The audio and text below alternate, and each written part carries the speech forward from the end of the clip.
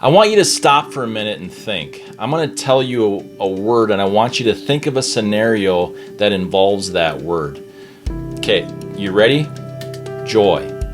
When I say joy, what scene pops into your mind? I mean, maybe it's a person that pops into your mind right away, or joy, maybe it's your kids and doing something with them on vacation or some of those kinds of fun things, right? Or perhaps it's that game-winning shot in the basketball game or some of those things. But take that scenario, and I want that in your mind for the next couple of moments as I just speak. Joy versus happiness. What is the difference? Is there a difference? I believe there is. And back in June of 2018, I did a several-week series, Joy versus Happiness, and the difference between the two of them. So Kathy Caprino, she wrote an article, and it was called, so she published an article in the Huffington Post, the top 10 things people want in life but can't seem to get. We're in a moment where we can't seem to get those things. So why joy and happiness in this moment? Is that even possible in our current circumstances? Now here's the top 10, but first off, what do you want? Think about that. What do you want? And here's the top 10. Happiness, money, freedom, peace, joy, balance, fulfillment, confidence, stability, passion. Now in my life experience, that makes sense. That adds up. I didn't do any personal research and tally up the numbers or anything like that, but that makes sense. That's a good top 10 that most people seek in life and probably can't seem to get. You know, it's common to associate joy and happiness as the same thing, isn't it? But they are two very different things. The word happiness, it gives those moments of opening Christmas gifts with the kids, or perhaps it gives those moments of making that sale. You're really happy you made that big sale. Maybe the vision of happiness is just being extremely excited to share things with those who you love. Maybe it's a family vacation. Happiness versus joy. You know, I want you to maybe think about and associate happiness and joy with something that you wanted in life. Like money, a lot of times, that's happiness. People generally associate money with happiness. I could go on and on, but you know, happiness, it goes away, doesn't it? It flees.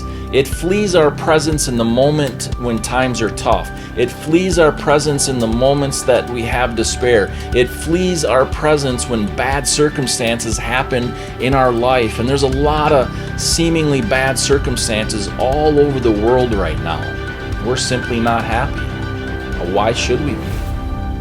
That's because happiness is based off of what is happening. Wow, think about that. Happiness is based off of what is happening, or you could even go as far to say it's random chance. Like you get happy when you see someone you run into at the movie theaters that you haven't seen in a while. That's random chance. Now the Cambridge Dictionary says this about the meaning of happiness: the feeling of being pleased or happy. As a matter of fact, what it gives as an example is that our children have brought us so much happiness.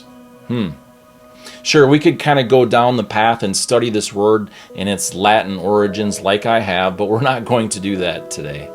What I do want to say is this: it points back to, everything points back to what happens, what has happened to us, what is happening to us. Joy versus happiness, not the same things.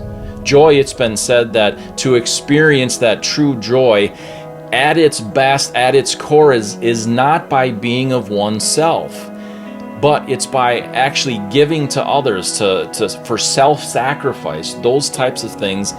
That's joy. Those things bring us contentment, is to serve other people. You know, the hardest part about joy is this, and none of us want these things, but that's the trial and the suffering and the despair and sorrow. But in order, in my opinion, to really understand the depths of true joy, we have to know its opposite. We have to understand those things, its opposite thing. In order to understand it, we have to go through those moments of despair and sorrow. But a crucial part of joy is that opposite.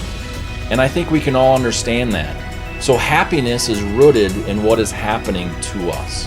What is happening is tough, impossible, in fact.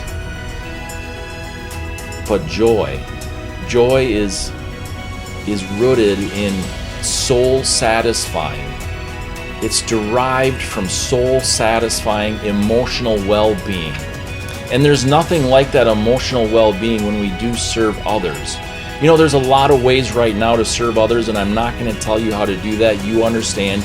But let's just all serve others and experience that real, deep, true, soul-satisfying joy by serving others right now. Be a difference maker today in a small way. Don't allow what's happening in our current circumstances to determine your joy, to determine that soul-satisfying, pure emotional well-being that you can experience. Now, we'll be posting a lot more short videos like this, so follow along, subscribe, and make sure that you put the notifications on. We'll see you soon.